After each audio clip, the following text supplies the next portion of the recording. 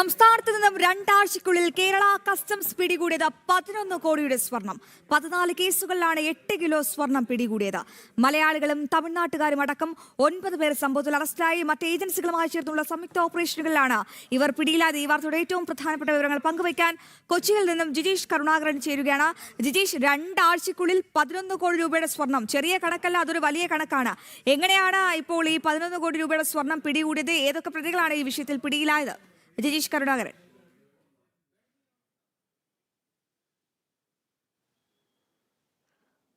Aswathy, customs വ്യക്തമാക്കുന്നതനുസരിച്ച് 2 ആഴ്ചക്കിടെ നടന്നിട്ടുള്ള ഈ ഒരു സ്വർണ്ണവേട്ടകൾ എന്ന് പറയുന്നത്, സ്വർണം പിടികൂടിയ സംഭവങ്ങൾ എന്ന് പറയുന്നത് അത് വലിയ അളവിലുള്ളത് തന്നെയാണ്. സമീപകാലത്ത് പിടികൂടിയതിൽ ഏറ്റവും വലിയ ഒരളവിൽ തന്നെയാണ്. പ്രത്യേകിച്ച് കസ്റ്റംസ് വ്യക്തമാക്കുന്നത് കഴിഞ്ഞ കുറേ നാളുകളായി വീണ്ടും ഇത്തരത്തിൽ സ്വർണം കടത്തുന്നത് വ്യാപകമായിട്ടുണ്ട്. അതിന് എല്ലാ തരത്തിലുള്ള മാർഗങ്ങളും ഈ കടത്ത് സംഘങ്ങൾ ഉപയോഗിക്കുകയും ചെയ്യുന്നുണ്ട്. അതിൽ ഏറ്റവും പുതിയ രീതി എന്ന് പറയുന്നത് മിശ്രിതമാക്കുകയോ കുഴമ്പ് രൂപത്തിലാക്കുകയോ ചെയ്തതിന് ശേഷം പലവിധ വസ്തുക്കളിലാക്കി ഇത് കൊണ്ടുവരികയാണ് ചെയ്യുന്നത്. പെട്ടെന്നത് പിടിക്കാൻ, അല്ലെങ്കിൽ കസ്റ്റംസിനെ സംബന്ധിച്ചിടത്തോളം സാധാരണ നിലയിലുള്ള പരിശോധനകളിൽ ഇത് കണ്ടെത്താൻ കഴിയാറില്ല. അതുകൊണ്ട് തന്നെ പലപ്പോഴും ഇത്തരത്തിലുള്ള സ്വർണ്ണക്കടത്ത് വ്യാപകമായി തന്നെ ഈ സ്വർണ്ണക്കടത്ത് സംഘങ്ങൾ ഉപയോഗിക്കുകയും ചെയ്യുന്നുണ്ട്. എന്നാൽ അതിനെയും മറികടക്കുന്ന രീതിയിൽ സംയുക്ത ഓപ്പറേഷനുകളാണ് ഇപ്പോൾ നടത്തുന്നത് എന്നാണ് കസ്റ്റംസ് വൃത്തങ്ങൾ വ്യക്തമാക്കുന്നത്.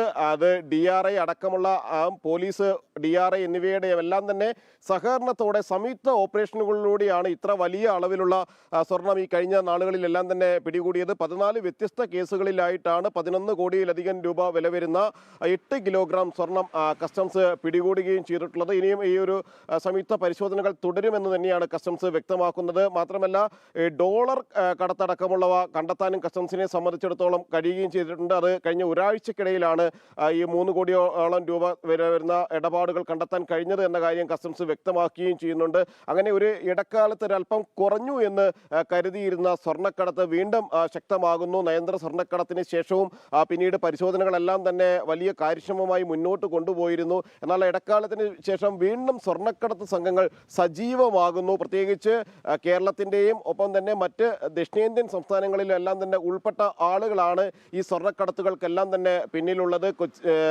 കേരളത്തിലെ വിവിധ വിമാനത്താവളങ്ങൾ വഴി, പ്രധാന വിമാനത്താവളങ്ങൾ വഴിയാണ് ഈ സ്വർണ്ണക്കടത്തുകളെല്ലാം തന്നെ നടക്കുകയും ചെയ്യുന്നത്. കസ്റ്റംസ് കൂടുതൽ ജാഗ്രത പുലർത്തിയതോടുകൂടി തന്നെയാണ് പല കേസുകളും ഇപ്പോൾ പുറത്തു വരുന്നത്. അശ്വതി.